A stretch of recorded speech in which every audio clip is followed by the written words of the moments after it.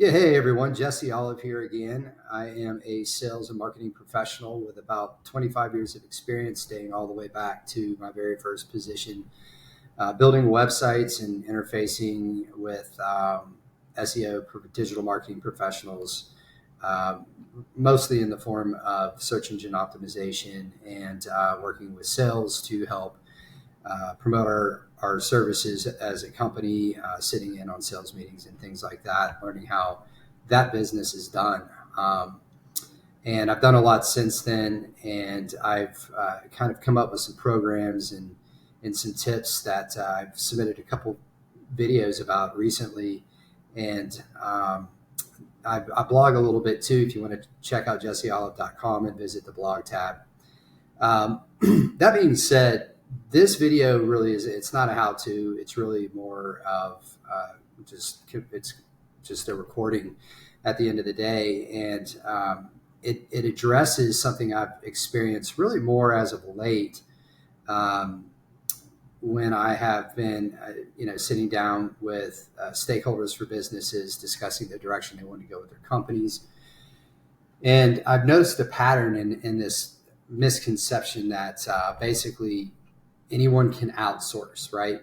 So I want to address that. I'm probably going to finish a blog. It probably would behoove me to finish a blog post that I've already started about this because it would help with search engine optimization. But I wanted to go ahead and get out a video on this.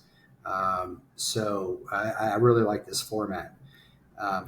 It'll be a longer video, so make sure you have the time to watch it. But I hope that you find this video informational, especially if you are a business owner or you are in charge of hiring someone, right? So I'll go back to my career.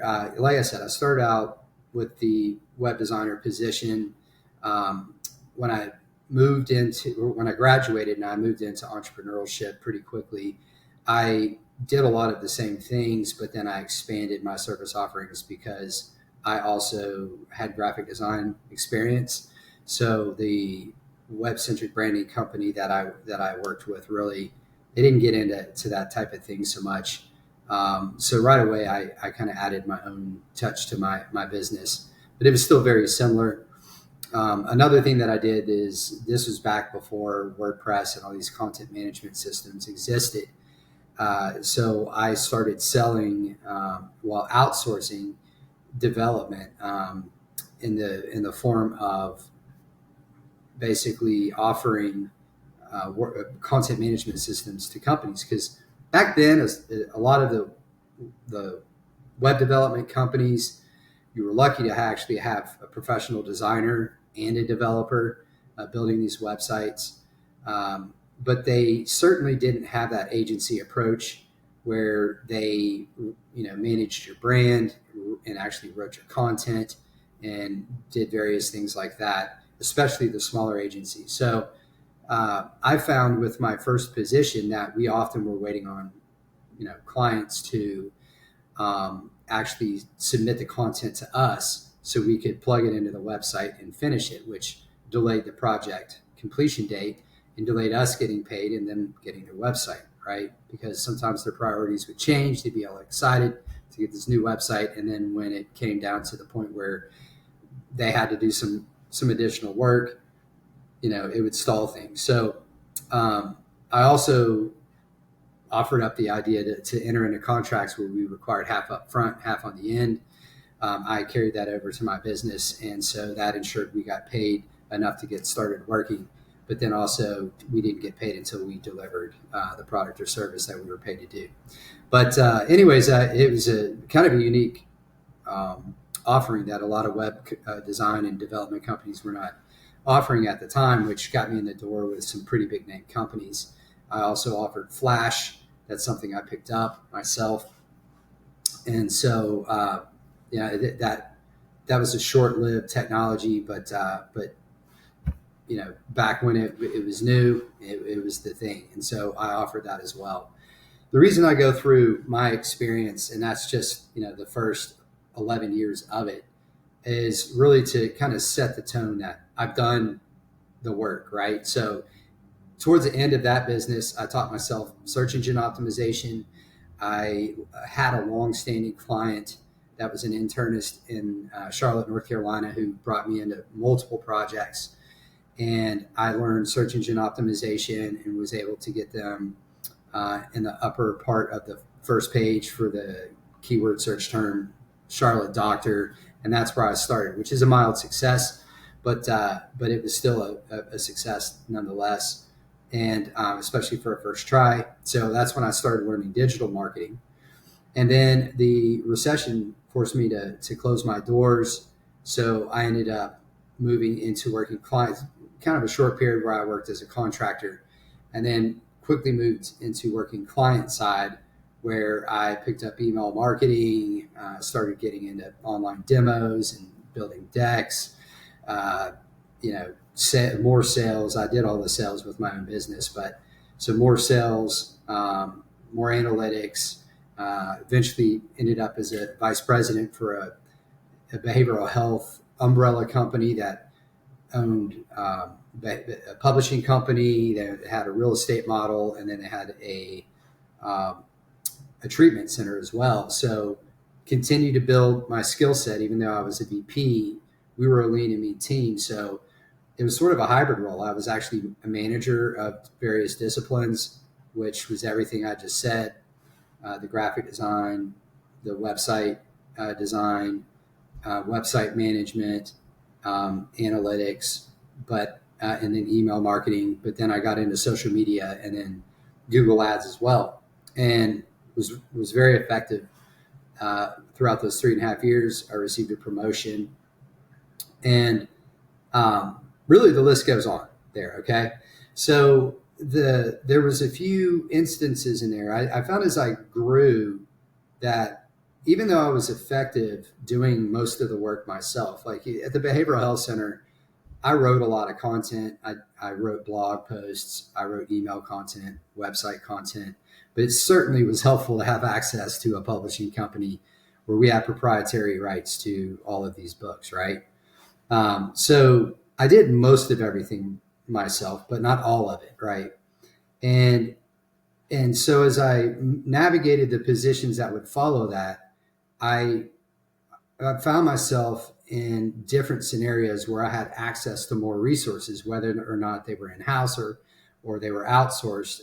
It was certainly helpful to me to be able to be more successful, right?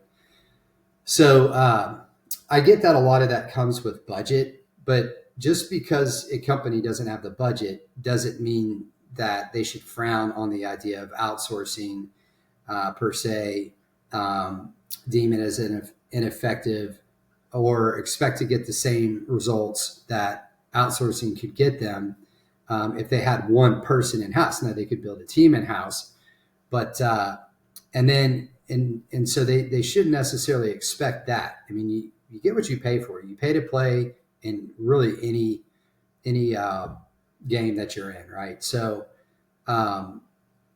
so that being said, but that doesn't mean that anyone in your company can outsource, right? And so, and that was something, that was a comment made to me when I interviewed, I'd say about a year ago, with a company that stuck with me. And that's what led to me wanting to produce this content. And it wasn't the first time that I heard it, but I started kind of realizing that people sort of had this idea that's all I did. That's all I could do. And it goes to show right away that someone, if they can't get from reading your resume that you personally done all this work leading up to a couple positions where you still did some of the work, and determine that you're a person that understands the discipline and has been very effective at it, then you're probably going to be a person that you're not going to be a person that's going to outsource the right company or be able to manage even an in-house team correctly, because you don't really understand what it is you're looking at, right? Whether it's the person, whether it's the resume, or the discipline itself that you're bringing on, and the information they're giving back to you. saying whether or not they have done a good job, right? Probably won't understand the reports as well. You probably won't understand what questions to ask based on the reports. The list goes on. So now that I've made that point, sometimes proof is in the pudding. So I want to use a few examples in my career that go to show that basically prove my point, right? Some are good examples. Some are, well, they're all good examples, but some show where supporting, or I had the support I needed and was able to outsource and accomplish things. And then the other examples are more where the wrong decisions were made at the end of the day, and it reflected. So both go to prove the point. So when I'm trying to think of the first example, I talked about the fact that I started sort of outsourcing really so I could meet more of my clients' needs. It wasn't just about generating more revenue, because I don't think I marked up developers' work a whole lot because I wanted them to stick with me. But I did outsource there.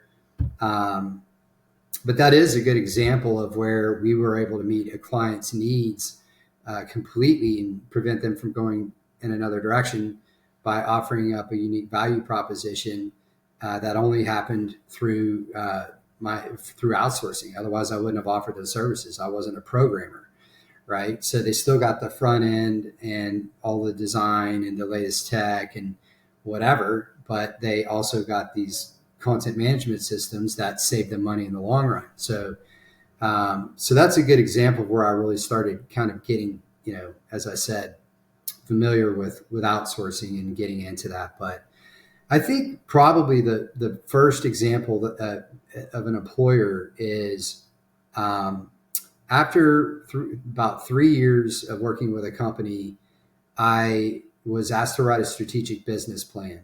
And the person asked me to write the plan was not digitally savvy. He was really good at sort of, structuring a strategic business plan, understanding how it should be structured, which he taught me. And then also he taught me an exercise to go about getting multiple stakeholders in a room and getting everyone's feedback and incorporating it into your own ideas, if you will, and coming up with a comprehensive plan that has buy-in from all the stakeholders, right? Which is essential for getting support as you implement a plan, such a plan, right? So that being said, part of that plan involved me identifying specific resources, whether it was me or whether it was hiring someone in-house or using someone in-house or outsourcing a company. And so I did that. I vetted multiple agencies. I knew exactly what they were good at and what they weren't good at because I looked at their design portfolios. I looked at their peripheral offerings, like a behavioral. This is a behavioral company, but CRM solutions, and then their menu of services were. And then I looked at kind of where some of their clients were ranked. I actually ran reports against their websites using our analytics tools.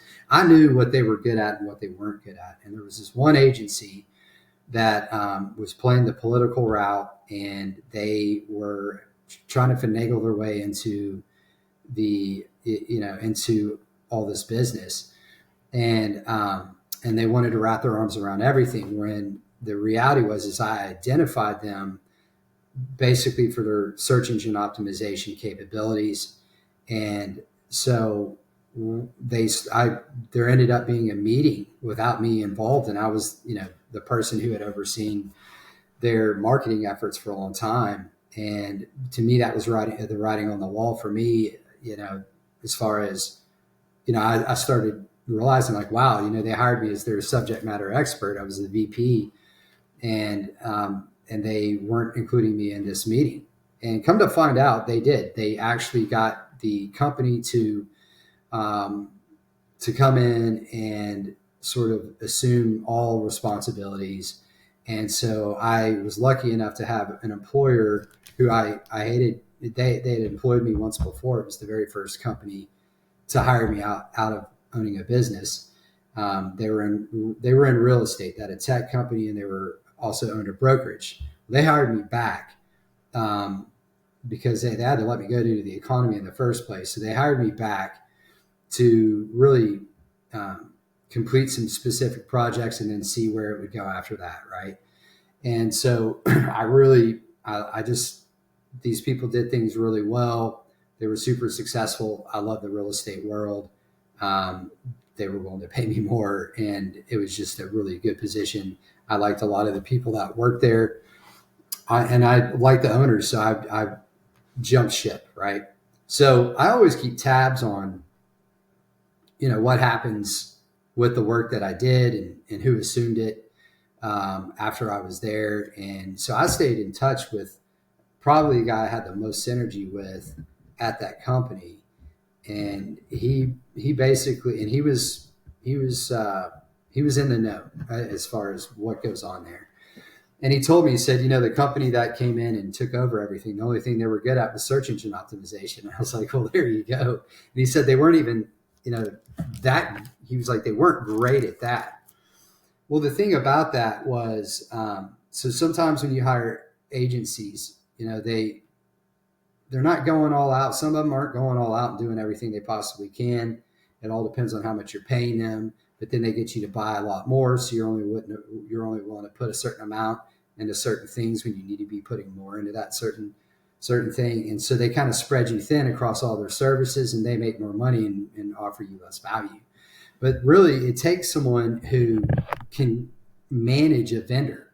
It's not just a matter of outsourcing someone.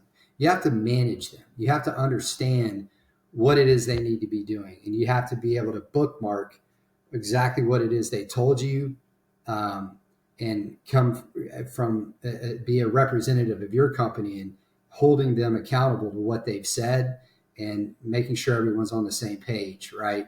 And then being able to analyze their performance, right? So there's search engine optimization companies, tons of them, that'll turn around and tell you rank number one for a bunch of keywords. And when you actually know what you're doing, you'll go in and look at the nature of those keywords and see what's the search volume. Is it a branded keyword? Does that even matter? I mean, is this people that already know the name of your company and you're ranking for your own name? Or is it someone looking for a service that you offer? How specific is that keyword? And if you really know what you're doing, you're going to have an ROI attribution system in place that pairs first click interaction or first call, first form fill, whatever, with the revenue that's actually generated, right? And it's not a perfect system. You can't ever do that perfectly, but you can implement technology and processes in place that give you a really good idea, right? So, but that being said, so there's more that goes on that you need to be doing around your vendors to be able to track their performance and keep them accountable, right? And then the knowledge of making sure they're doing what they need to be doing. As a project manager for my last company, I actually would go in and analyze clients' websites. I would hear what our specialists had to say, and then I would go in and look at what was going on, and I'd see drops and talk to the customers. And even though I was a project manager, I was really assuming more of a role of an account manager for the studio. And I would come back and have a conversation with the specialist sometimes, and they'd be like, "Oh yeah, I do need to do that. Thank you." Some were more receptive and some were more territorial, but when you're outsourcing, it's different when you're actually a director, or you're managing employees, or you're outsourcing, right? Because if they like their job or they like having the account, they'll be receptive, right?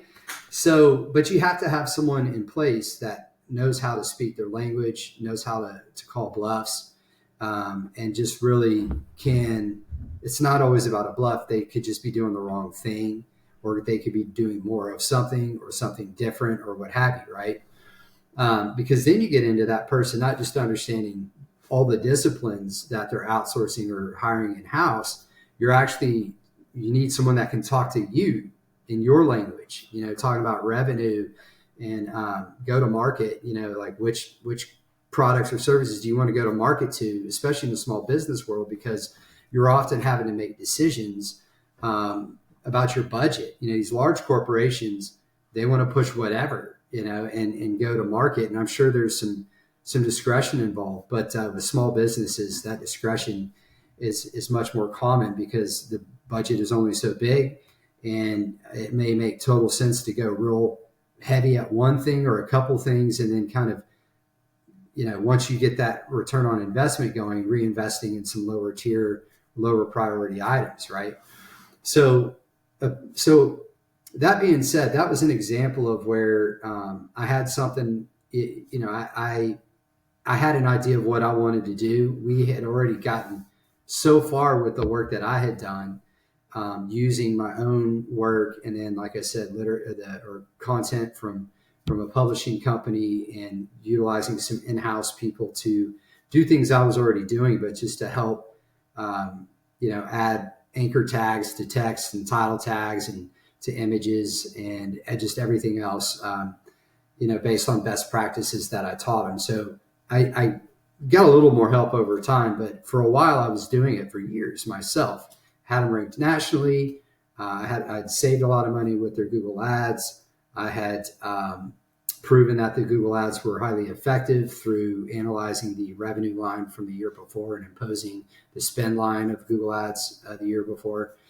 There's a direct correlation. And just the email marketing database, their social media following, just their web presence, which now I look back and, it's you always critique your own work. I just do better design than I used to, but for what else was out there, it was, my design was always at least up to par, if not, if not better than a lot of the stuff that was out there. But whatever, that's my personal opinion, but data is data.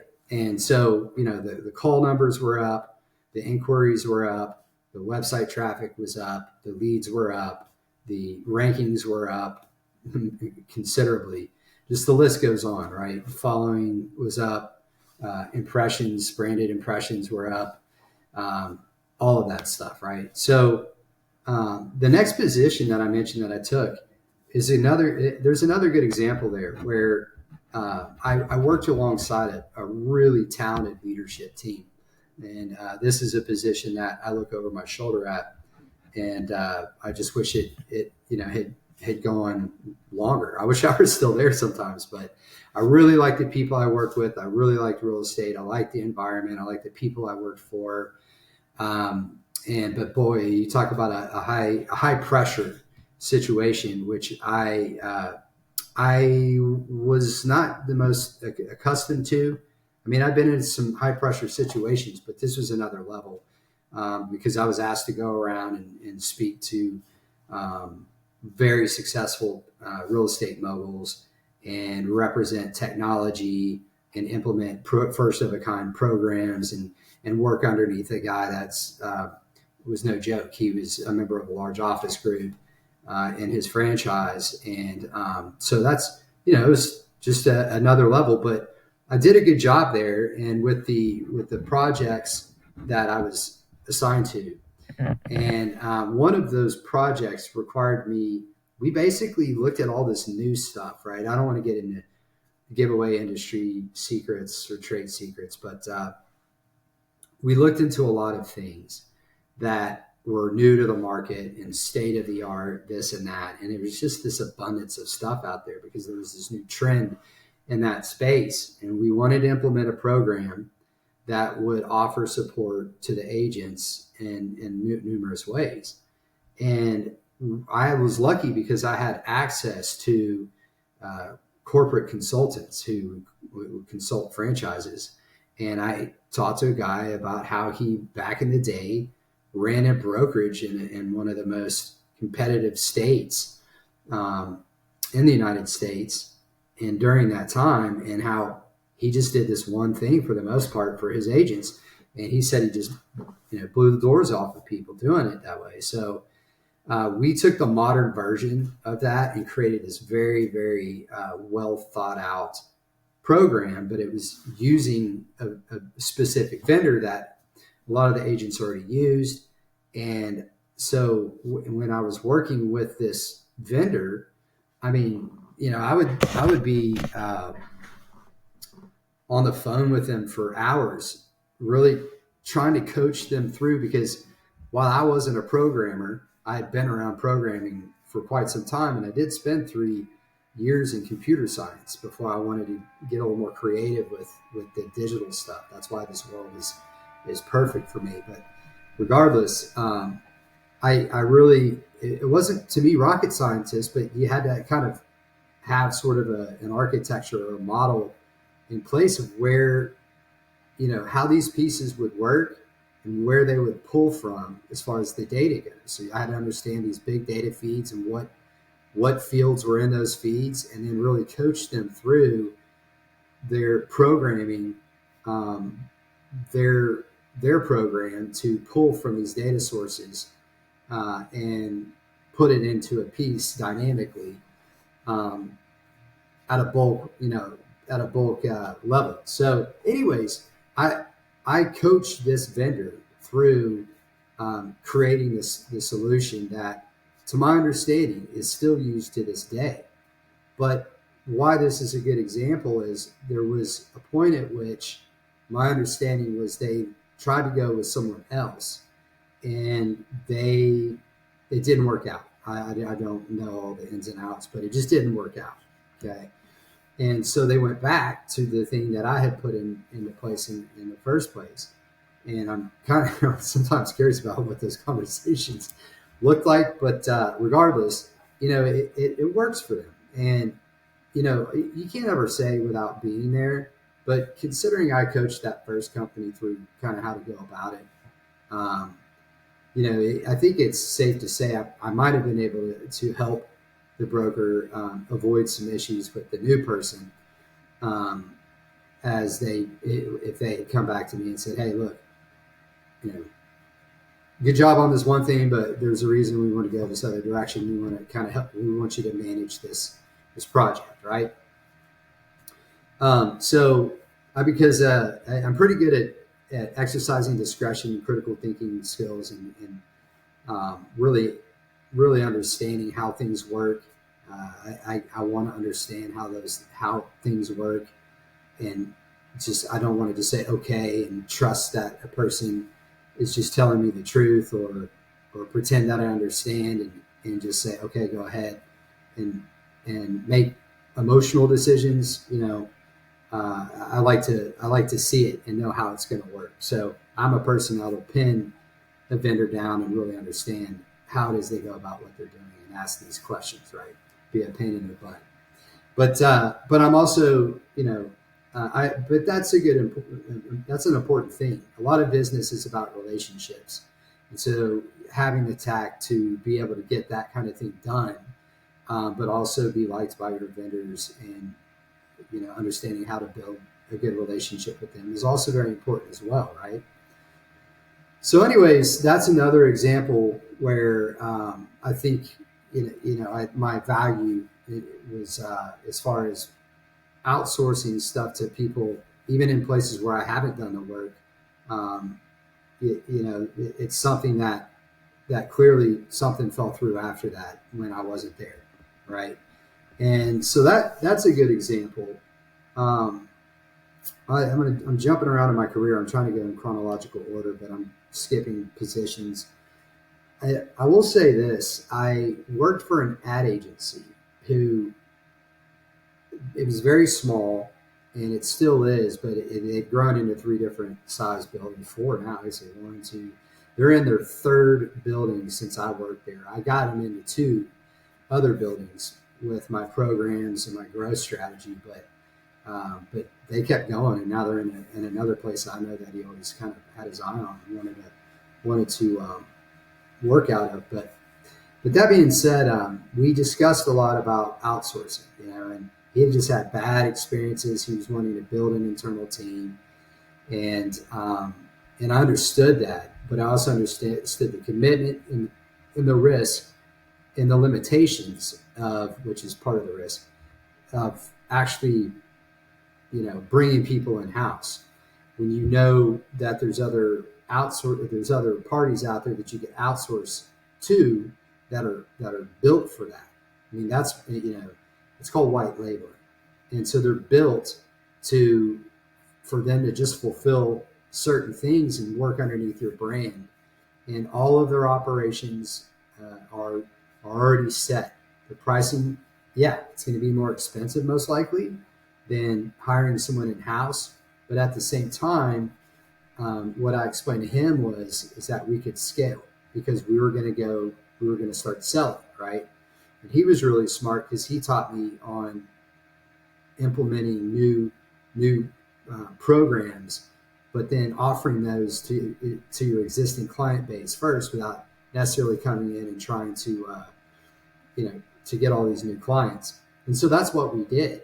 And the first key client that we put on these programs that I put in place, we blew the doors off their business. And they were a company that came back and they wanted more and more and more of what we did. And so, but the thing is we didn't just outsource to one company. We went to different people, right?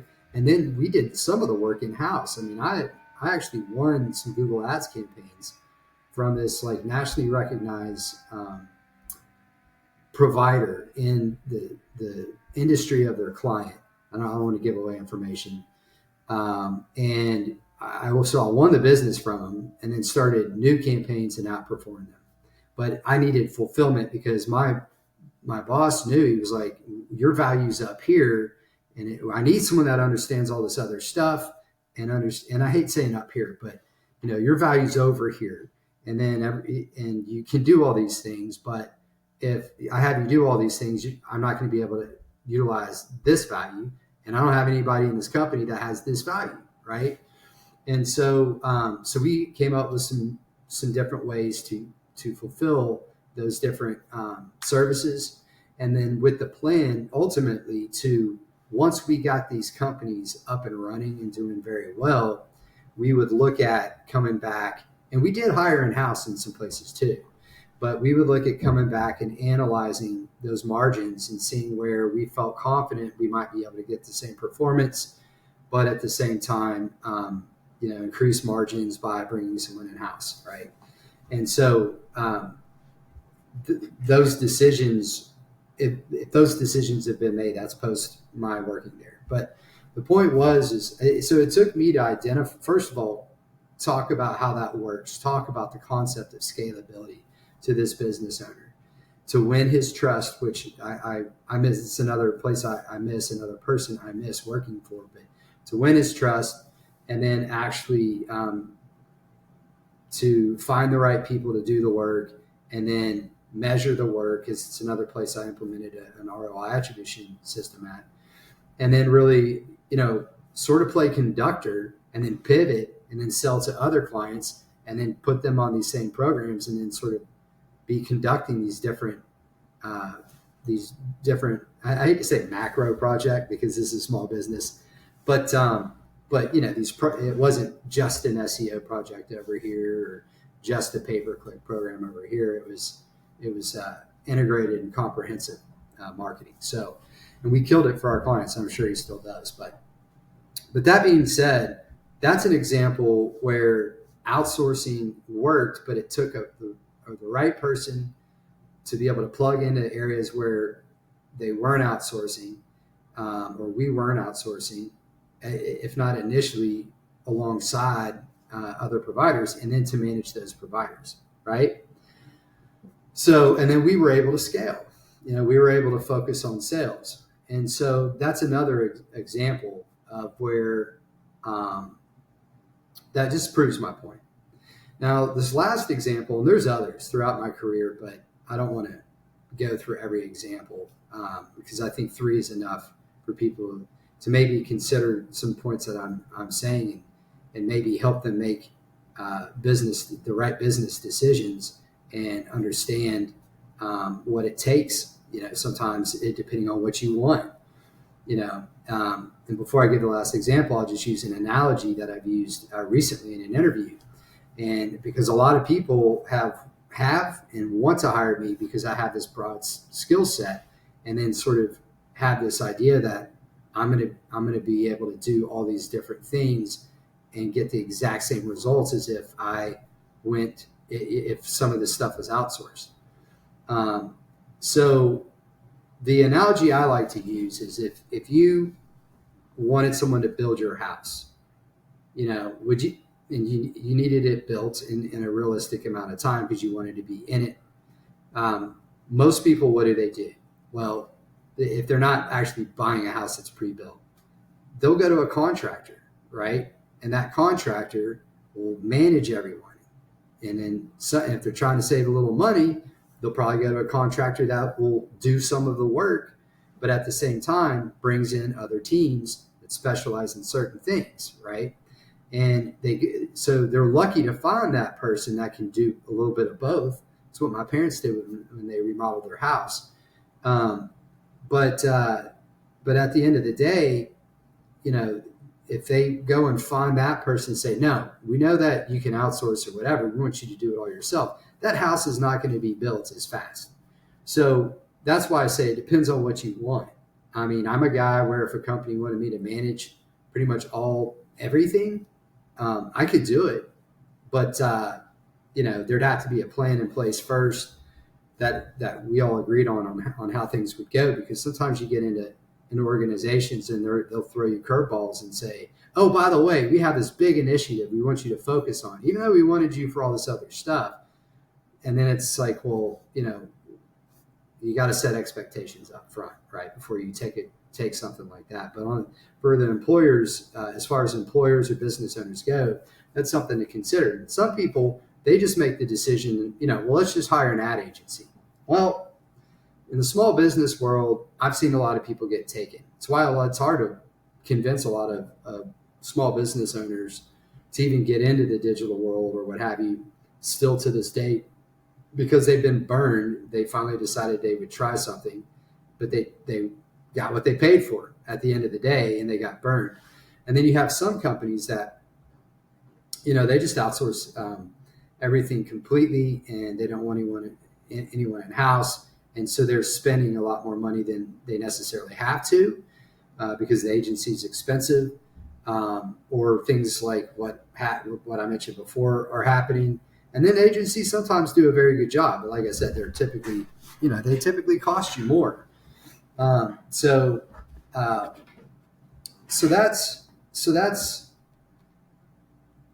that's really up to the business owner. I would say if you're not willing to hire someone in-house that understands who to outsource to, you might as well just go to an agency. But if you do find a person like myself that can come in and plug into various spaces,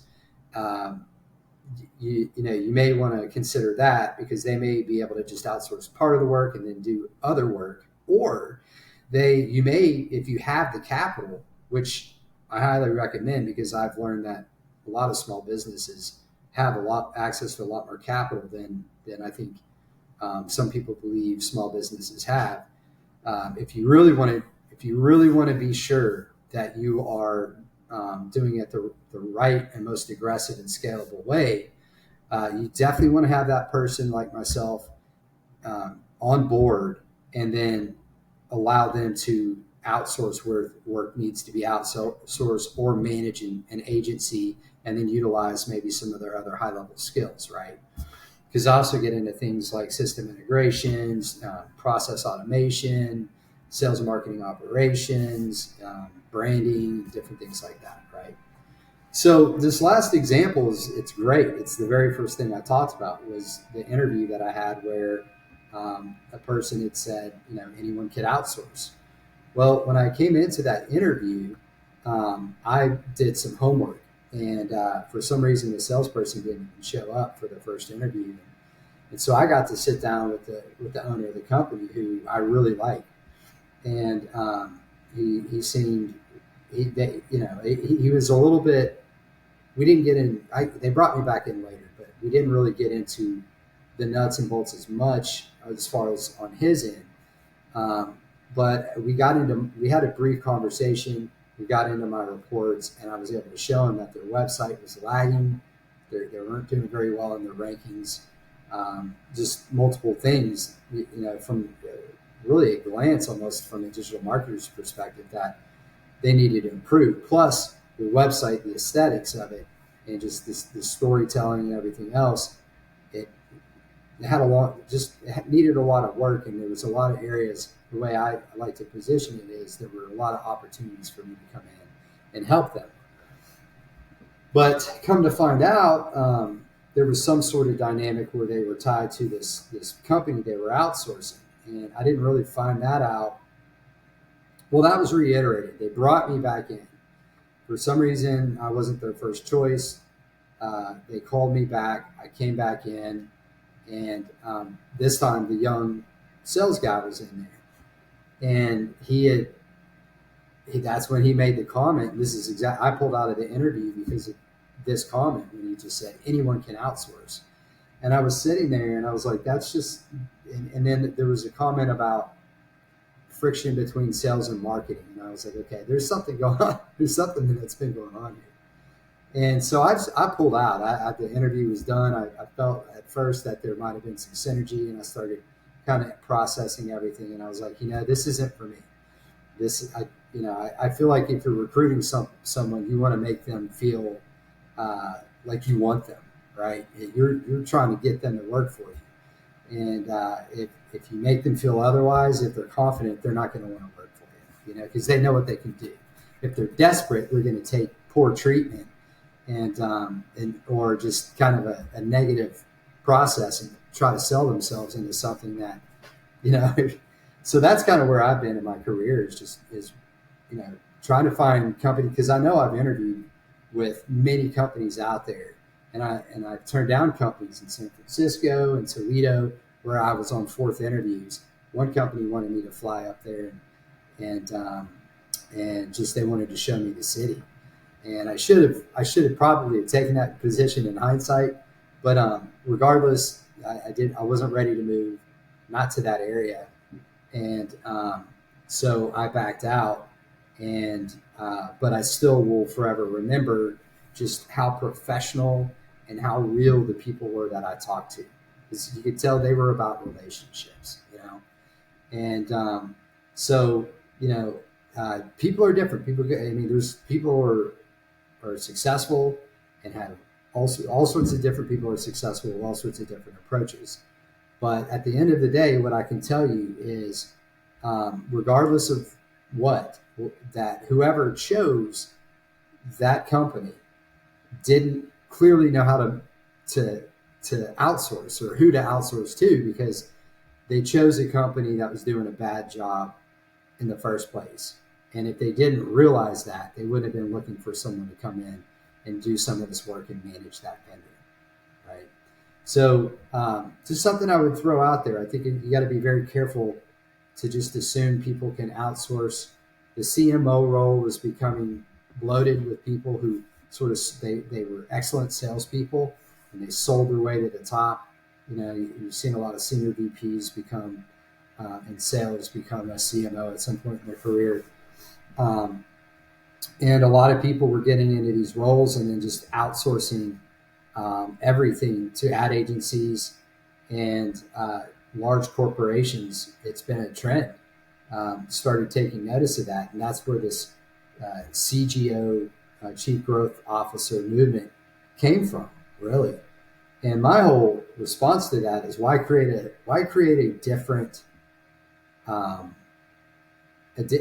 different role instead of make sure you're putting the right person in the CMO position, because it's all underneath marketing.